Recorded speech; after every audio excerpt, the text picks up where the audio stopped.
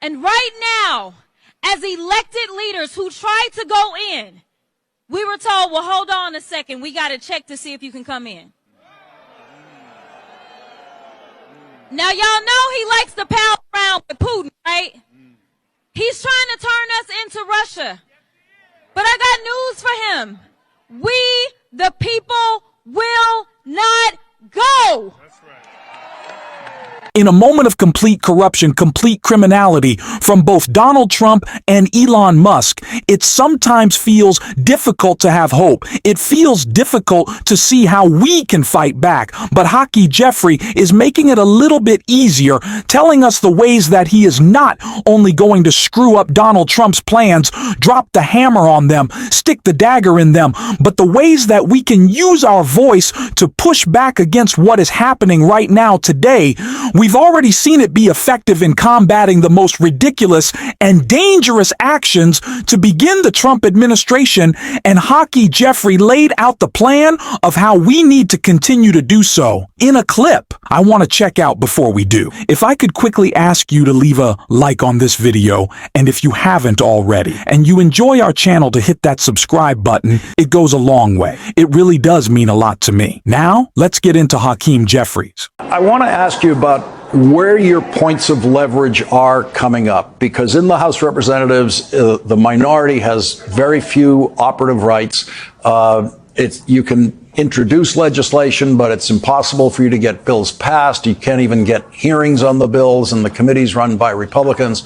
But it seems like the budget issues coming up, as far as I can see, are your first point of real leverage, where you can negotiate real outcomes with Donald Trump. Well, it's an all-hands-on-deck effort from beginning every day, every week, every month, and that's been the case. That means that it's state, it's local, it's federal, it's the House, it's the Senate, it's the courts, it's the lawyers, it's the governors back at home. Certainly, it's the people in the community. With respect to the upcoming legislative dynamics here in the House, as we approach the March 14th spending deadline, that's currently being negotiated in a bipartisan way, but we have made clear to our Republican colleagues that they have to respect Congress's ability, pursuant to the Constitution, to appropriate funds, and that we have to hold the executive branch accountable for laws that are enacted requiring funds to be spent on behalf of the American people. And that will certainly be part of our discussion, Lawrence, as we approach the March 14th spending deadline.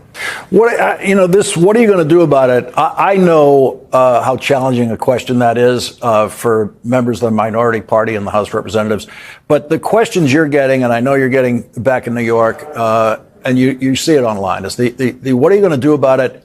And the question people are asking is, what are you going to do about a president who simply doesn't care about the law? And no one in your position has ever had to strategize against that before.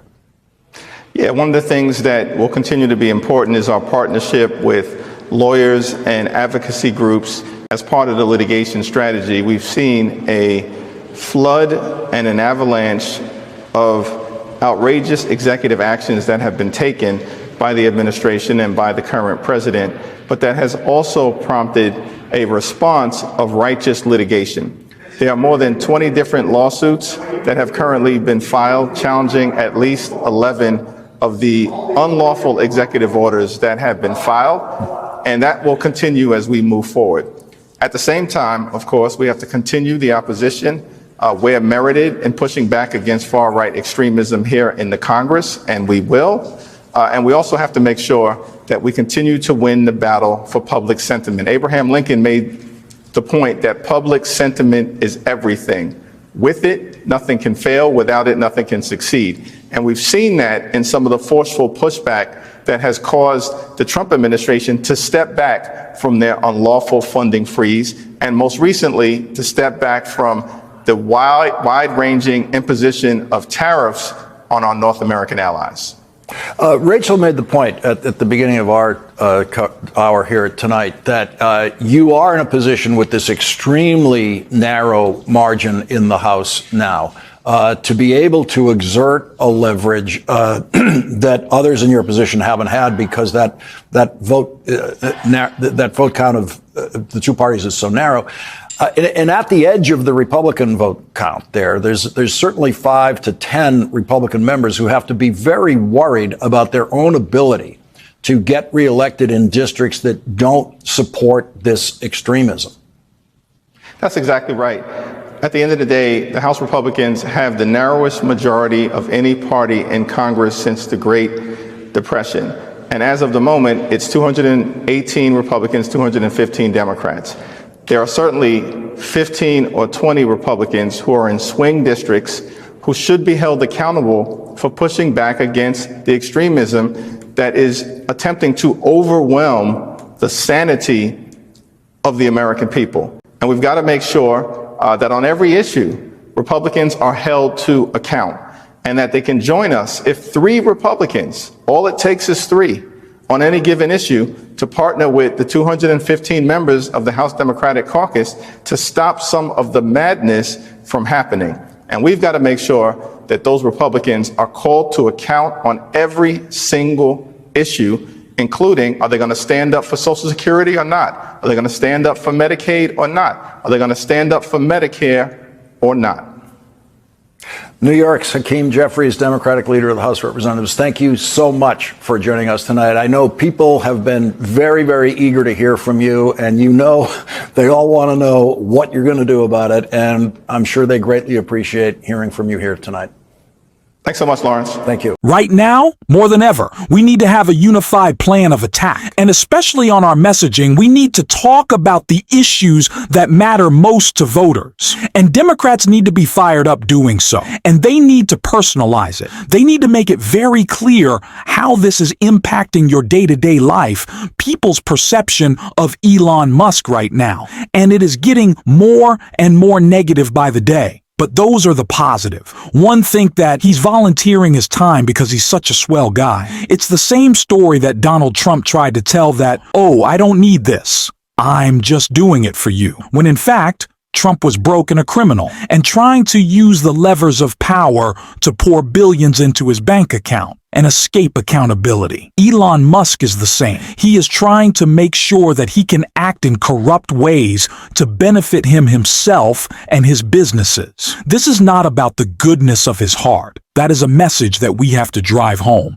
And it's something that Jasmine Crockett certainly did in a clip I want to check out right here. I just want to say thank you, because every day that we show up in D.C., we show up for you.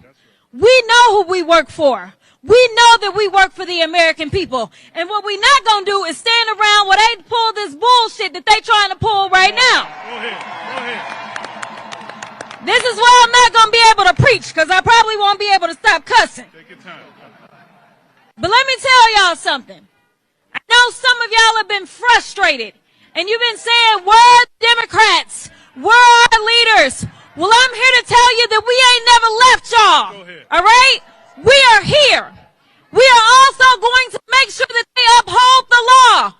We are not going to sit around while you go ahead and desecrate our Constitution, or you look at the laws that have been passed into law and say, never mind, we'll just ignore that. Instead, we are going to be in your face, we are going to be on your asses, and we are going to make sure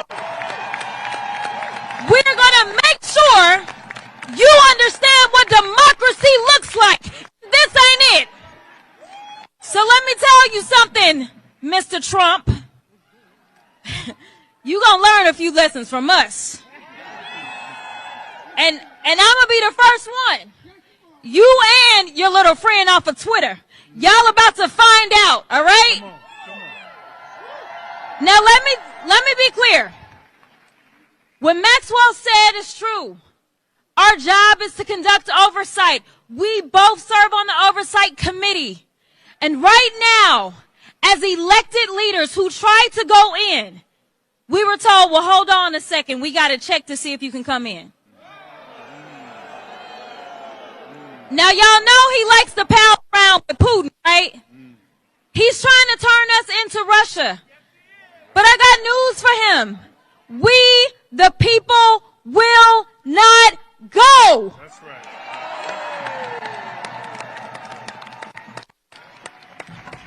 It's cold out here. And y'all, yeah, we won't go. We won't go. We won't go. We won't go. Listen, the final thing I'm going to say is there are those that have said that we may face a constitutional crisis. I want you to know that the crisis is here. I want you to know that the power belongs to the people, though, y'all. Do not feel powerless. In this moment, as the vice president said as she conceded the election, she said, dark times may be ahead of us. But she said, it's only in the darkness that we can see the stars. I am telling you right now that the stars are right here. It is time for us to shine. It is time for us to be heard. It is time for us to make sure that they know we will not go.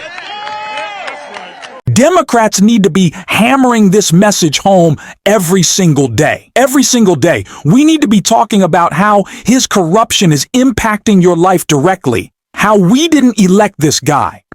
And now he thinks he gets to be in charge. Have to hammer it home. And we're certainly going to be on the show every single day. And if you want to support that, as always, you can hit that subscribe button. You can leave a like on this video, and if you're stuck around to the end, you drop a blue heart in the comments, and until next time, I'll see you soon.